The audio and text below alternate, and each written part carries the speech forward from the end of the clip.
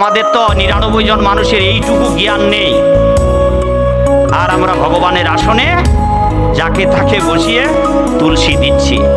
আপনি জানেন অন্য দেবদেবীদের পিতামাতা এবং গুরুদেবের বুকে এবং পায়ে তুলসীর পাতা দিলে কত কল্পকাল, কত সূর্য বিনাশ প্রাপ্ত হবে, ততদিন পর্যন্ত আপনি নরকে থাকবেন। সব তুলসী পাতা সবার মুখ থেকে নামায় দিলাম।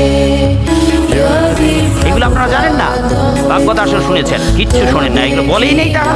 কারণ ওই যে আপনাদের একটা নেশা আছে, হরিবোল হরিবোল হরিবোল হরিবোল করে কাটা, আর বাড়িতে লাগাইছেন গন্ডগোল, সবার চরণে মুখে তুলসী পাতা ছিঁচে। এই তুলসী দেবী হচ্ছে ভগবানের গোবিন্দের বক্ষ বিলাসকারিণী।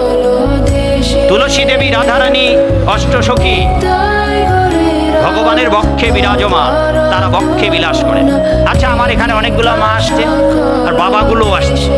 আচ্ছা, আমার কোনো মা যদি আমার একটা নকল বাবাকে নিয়ে বুকে জড়িয়ে থাকে, তোমার আসল বাবাটার কি গতি, কি অবস্থা হবে মা? বলেন তো কি অবস্থা হবে? আর এটা কোনো নারী যদি করে, ওই নারী ওই স্বামীর বাড়িতে থাকতে পারবে? তুলসী দেবী হচ্ছে ভগবানের ভক্তা, আর আপনি তাকে বুকে জড়িয়ে দিচ্ছেন আরেক নরাধম বা নরের, যে ভগবানের ভক্তা। আর এইটা না বুঝতে পেরেই তো রাবণ এই বাটবার সীতা দেবীকে অপহরণ নিজের বউ বানাবে বলে। তা আপনারা সেই অপরাধ করতেছেন, যার তার বুকে আর হাতে পায়ে চরণে তুলসী পাতা দিয়ে। দয়া করে কৃষ্ণের চরণে দেবেন, রাধারানীর কথাও দেবেন, বট্টজোর হাতে দিতে হবে। এইবার জগন্নাথ, বলদেব, সুভদ্রা, এই তিনজনের পায়ে, তিনজনের মধ্যে দুইজনের দেওয়া যাবে, মাঝখানে যে সুভদ্রা তার কাছে চরণে দেওয়া যাবে না। জগন্নাথ এবং বলদেবকে দিতে পারবেন। পঞ্চতত্ত্ব চৈতন্য, নিত্যানন্দ, অদ্বৈত বাম দিকে তিনজনকে দিতে পারবেন, ডান দিকের দুইজনকে দেওয়া যাবে না। আপনাদের এখানে একটা মন্দির যে নাম দিয়েছেন গৌর বিষ্ণু প্রিয়া, এই মন্দিরটার নাম, যেটা আপনারা ছেলেপেলেরা মিলিত হন, মন্দিরটা খুব ভালো জায়গা, তালা বন্ধ দেখলাম, পূজা হয় কিনা জানি না, ওই মন্দিরের নামটা পর্যন্ত ভুল। গৌর বিষ্ণুপ্রিয়া কোনো শাস্ত্রে নেই, তবে বিষ্ণুপ্রিয়া যদি থাকে তো লক্ষ্মীপ্রিয়া গেল কোথায়? তখন কি উত্তর দেবে? এবার যদি যুগল পূজা করতে চান তাহলে গৌর গদাধর মন্দির করতে হবে, তবেই যুগল পূজা হবে। আজকে যখন ওই আপনাদের কামার কমলাপুর বাজারের উত্তর দিকে যাচ্ছিলাম, খুব ভালো লাগলো। এক ঘুরে ঘুরে বসে এক বাবা মৃদঙ্গ বাজিয়ে কীর্তন করছে, কিন্তু আমি যখন ওনার ঘরের বেড়ার কাছে গিয়ে শুনতে লাগলাম মনোযোগ সহকারে, দেখলাম যে বাবা কীর্তনটি ভুল গাচ্ছে। কে বলবে আপনাদের এই ভুলের কথা? কি কীর্তন গাচ্ছেন? পঞ্চতত্ত্ব বলতে পারছেন না। বেচারা বলতেছেন শ্রীকৃষ্ণ চৈতন্য প্রভু নিত্যানন্দ, হরে কৃষ্ণ হরে রাম। আপনারাও জানেন শ্রী রাধা গোবিন্দ। এটা যে অশাস্ত্রীয়, এটা যে নামাবাস দুষ্ট, কি করে বোঝাবো আপনাদের? আরে বাবা, পঞ্চতত্ত্ব নাম তো জপ করতে হবে। শ্রীকৃষ্ণ চৈতন্য প্রভু নিত্যানন্দ শ্রী অদ্বৈত গদাধর সেবাসাদী গৌর ভক্তবৃন্দ। বাবা সকালবেলা আমি 6:30টার দিকে হাঁটতে গিয়েছি, 6:30 না কোথায়, তখন 7টা বেজে গেছে ওখানে যেতে। তো বাবার কীর্তন শুনে খুব ভালো লাগলো। ভাবলাম যে দরজা খুলে ভেতরে ঢুকবো, এইটাও চিন্তা করলাম।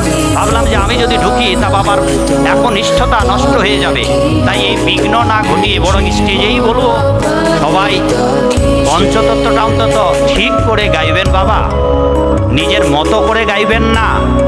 আর তার প্রমাণ চাইবেন যিনি আপনাকে, আমি উনাকে সহ আপনাদের এলাকার যারা এইটা করেন তাদের কাছে মিনতি করি, আপনাদের প্রশ্ন রাখি, যারা আপনাদের এই মন্ত্রটা, এই কীর্তনটা গাইতে বলেছে, কোনো একটা প্রামাণিক শাস্ত্রে দেখাতে বলবে। চৈতন্য চরিতামৃতে, চৈতন্য ভাগবতে, চৈতন্য মঙ্গলে, চৈতন্য চরিতামৃতে, চৈতন্য চন্দ্রোদয়ে, চৈতন্য মহাপ্রভুর লীলার তাবৎ গ্রন্থ আমি পড়েছি। হয়তো এক বাবাকে আজকে বলেছিলাম যে আমার ঘরে লক্ষ লক্ষ লক্ষ লক্ষ টাকার গ্রন্থ রয়েছে, এই সর্ব আরব ভিখারির ঘরে। বাংলাদেশের তাবৎ ধর্মীয় সংস্থার সমস্ত গ্রন্থ আমার কাছে আছে, শুধু আমাদের ধর্মের নয়, অন্যান্য ধর্মের প্রভূত গ্রন্থ আমার কাছে আছে। কারণ আমাদের জানতে হয়, পড়তে হয়, প্রচার করতে হয়, মানুষের সঙ্গে ডিবেট করতে হয়, চ্যালেঞ্জ করতে হয়, নাহলে এত লম্বা কথা বলে স্টেজে টিকে থাকা মুশকিল। কারণ আমার বিপদগামী হিন্দু ভাইয়েরাই আমার ফাঁসি চেয়েছিল, অন্যরা চায়নি। তা আমাদের একটা শক্ত জায়গায় দাঁড়িয়ে কথা বলতে হয়, যার প্রমাণ সহ বেদ বেদান্ত ভাগবত আমাদের জেনে রাখে। তাই বাবা, জয় শ্রীকৃষ্ণ চৈতন্য প্রভু নিত্যানন্দ, হরে কৃষ্ণ হরে রাম শ্রী রাধা গোবিন্দ, এটা করবেন না। এটা বৃন্দাবনের মতো জায়গায় পর্যন্ত করা হয়, সেই জায়গায় পর্যন্ত ভুল। কি বলবেন? বলবেন যে বৃন্দাবনে হয়, আর বৃন্দাবনে তো হবেই, বৃন্দাবন দিব্য লোক, সেখানে যাই হবে তাই দিব্য। সেখানকার পশু পাখি বৃক্ষলতা তারা বলে কৃষ্ণ গান, সেইটা বিচার আপনি আপনার বঙ্গদেশে নিয়ে আসবেন না, সারা পৃথিবীতে নিয়ে যাবেন না। এইটা যারা করছে তারা বুঝবে, কিন্তু আপনি বঙ্গদেশের বাংলার মানুষ, আপনি চৈতন্যের দেশের লোক। তাই চৈতন্য মহাপ্রভু যে আদেশ করেছেন, শাস্ত্রে আচার্যরা যা বলেছেন, এই পঞ্চতত্ত্ব জপ করতে হবে। জয় শ্রীকৃষ্ণ চৈতন্য প্রভু নিত্যানন্দ, শ্রী অদ্বৈত গদাধর শ্রীবাসাদি গৌর ভক্ত।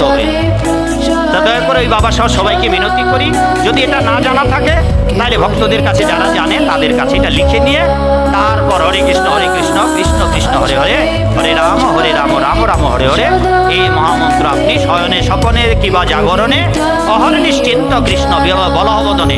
এই জায়গায় আরেকটি কথা বলে রাখি, যারা আপনারা দীক্ষা মন্ত্র নিয়েছেন, যারা বীজ মন্ত্র গুরুদেবের কাছ থেকে পেয়েছেন, যদি ওই 4টি কলির বাসস্থান আপনার ঘাড়ে থাকে, আপনি যদি চা পান বিড়ি সিগারেট কোনো একটা নেশা গ্রহণ করেন, আপনি যদি মাছ মাংস রসুন পেঁয়াজ মুসুরের ডাল খান, আপনি যদি জুয়া তাস খেলেন বা অবৈধ সঙ্গ করেন, দয়া করে বাবা আপনাদের করজোরে মিনতি করছি, গুরু প্রদত্ত বীজ মন্ত্র জপ করবেন না। বীজ আপনাদের 84 এলাকায় একজন কৃষক পাওয়া যাবে মা বাবা, যে জমি চাষাবাদ না করে বীজ বপন করবে, আগে চাষাবাদ তারপর বীজ। তাই তথাকথিত যারা গুরু, যারা ভেজাল মার্কা গুরু, এরা শিষ্যকে তৈরি করেনি, অনাবাদী জমিতে বীজ রোপণ করে দিয়েছে। তাই আপনারা বীজ মন্ত্র গায়ত্রী মন্ত্র জপ করবেন না, যদি এই হাতে অপবিত্র কাজ করেন, মুখ দিয়ে অখাদ্য কুখাদ্য ভোজন করেন, তবে বীজ মন্ত্র জপ করবেন না।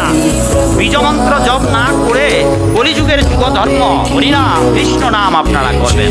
জয় শ্রীকৃষ্ণ চৈতন্য প্রভু নিত্যানন্দ, শ্রী অদ্বৈত গদাধর শিবাসাদি গৌর ভক্তবৃন্দ, হরে কৃষ্ণ কৃষ্ণ কৃষ্ণ হরে হরে, হরে রাম রাম রাম হরে হরে। এইটা পাপী তাপী অনাচারী বেবিচারী সবাই, ঘুষখোর সুদখোর গাঁজাখোর, এইটা করতে বাদ বিচার। ধীরে ধীরে হাত পবিত্র হয়ে অনাচার বেবিচারগ্রস্ত মানুষেরাও যদি এটা ভক্তি ভরে করে, এই হরিনাম করাটা নিজে নিজে কাঁদতে শিখতে হবে। কেন বাবা আসরে এসে কাঁদতে চাচ্ছেন? নিজে নিজে করে করে কাঁদতে হবে, আর নিজে নিজে কাঁদুন। ভক্তি সিদ্ধান্ত সরস্বতী ঠাকুর তার এক শিষ্যকে চিঠি লিখেছিলেন যে কৃষ্ণ যখন জপ করবে তখন ভক্তি ভরে প্রেমের চরণ প্রেম দিয়ে ভগবানকে ডাকবে, আর কৃষ্ণ নাম করতে করতে যেন কান্না আসে। কেবল কৃষ্ণের লীলা গাথা চিন্তা করবে, কৃষ্ণের মহিমার কথা চিন্তা করবে, গীতার